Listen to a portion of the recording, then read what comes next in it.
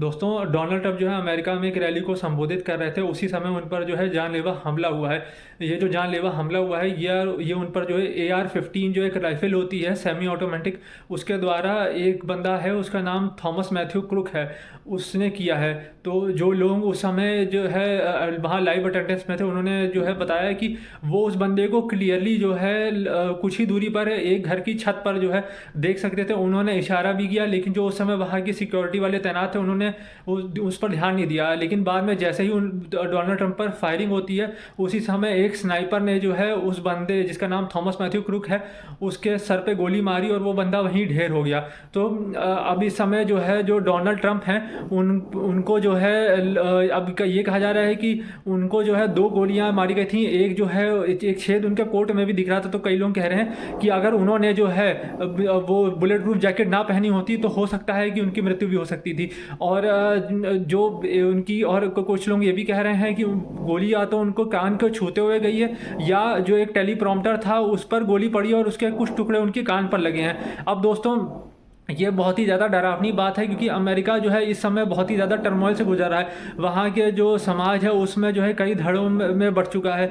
और सबसे बड़ी प्रॉब्लम ये है कि जो वहाँ के नेटिव लोग हैं, जो गोरे हैं, उनको हर चीज़ की प्रॉब्लम के लिए ब्लेम किया जाता है, और जो कि उचित नहीं है। ठीक है, आप उनको कुछ प्रॉब्लम के लिए जो उनके द्वारा की गई आप उनको ब्लेम कर सकते हैं, लेकिन हर चीज़ के लिए किसी एक ग्रुप को लगातार ब्लेम करते रहने से क्या होता है कि किसी भी समस्या का हल नहीं निकल पाता है। और यही आज अमेरिका में हो रहा है होता है। अब सबसे बड़ी दिक्कत यह है क्या है कि अमेरिका में जो है जो बाइडेन जो उनके राष्ट्रपति हैं, उनकी भी जो स्थिति सही नहीं है। वो कभी कभार जो है किसी बंदे को किसी नाम से बुलाने लगते हैं, कभी कभार इधर उधर जाने लगते हैं, और कई लोग कहने लगे हैं कि वो मेंटली जो है फिट नहीं है। लेकिन अब एक दिक्कत सबसे बड़ी बात यह है कि जो उनकी पार्टी है उसमें जो है वो चुनाव एक तरीके से, क्योंकि वो अभी जो है इस समय के प्रेसिडेंट हैं, तो जब तक वो खुद से नहीं कहते हैं तब तक वो जो है उन्हें कोई हटा नहीं सकता है। एक ये प्रॉब्लम है। तो परंपरा यही होती है कि जो एक अभी जो प्रेजेंट में प्रेसिडेंट है, जब तक वो खुद अपना नाम वापस नहीं लेता तब तक उसे कोई हटाता नहीं है।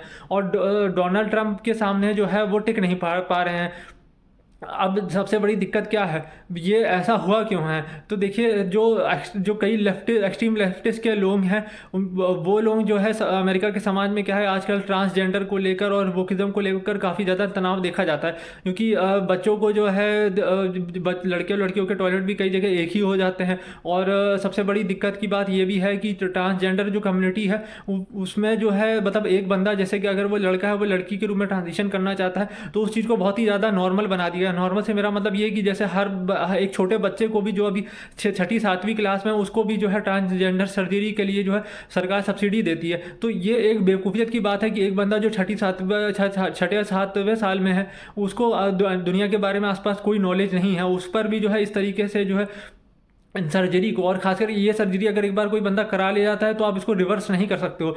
और सबसे बड़ी एक और प्रॉब्लम की बात ये है कि जो अमेरिका में अभी पिछले ही लगभग 1.5-2 साल के अंदर 7 लाख जो है इलीगल इमिग्रेंट जो है दाखिल हुए हैं। जो टेक्सास का जो है जो टेक्सास राज्य है उसकी पॉपुलेशन बहुत ज़्यादा नहीं हो, तो उसी की पॉपुलेशन के जितनी जो है आबादी अगर इलीगल इमिग्रेंट अमेरिका में दाखिल हो जाते हैं तो वहाँ की जो नेटिव पॉपुलेशन है उसमें ज़रूरी रोष जरूर होगा। और सबसे बड़ी बात ये है कि डोनाल्ड ट्रंप को जो है प्रेसिडेंट का नॉमिनेशन तक वो फाइल ना कर पाए, उसके लिए जो बाइडेन की पार्टी है उन्होंने जो है काफ़ी ज़्यादा हथकंडे अपनाए। उनको जो है अलग अलग केसेस में जो है रजिस्टर किया गया। आप कई लोग कह रहे हैं कि वो केसेस जो है गलत हैं। अब ये तो खैर कोर्ट ही डिसाइड करेगी क्या गलत है क्या सही है। लेकिन इस समय जो है ये जो पर्टिकुलरली जो कांड हुआ है, जो कि डोनाल्ड ट्रंप पर जो है असैसिनेशन अटेम्प्ट हुआ है, अब उससे जो है इस बात को बल मिलेगा कि जो बाइडेन ने जो है एक नैरेटिव बनेगा, मतलब मैं नहीं कह रहा हूँ कि उन्होंने किया है, लेकिन एक नैरेटिव बनेगा जो कि ट्रंप के सपोर्टर्स हैं कि जो बाइडेन ने जो है ट्रंप को रोकने के लिए जो है ये काम किया है। और उससे सबसे बड़ी प्रॉब्लम एक ही बात और ये है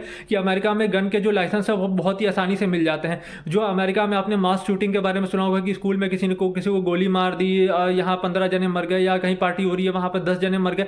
तो एक तरीके से आप सुपर मार्केट में जाइए और जो है आप बाय कर सकते हैं एक सेमी ऑटोमेटिक राइफल। तो AR-15 जो है ये काफ़ी इस चीज़ के लिए इनफेमस है, और काफ़ी ज़्यादा एक्यूरेट मिस जो है ये राइफल मानी जाती है।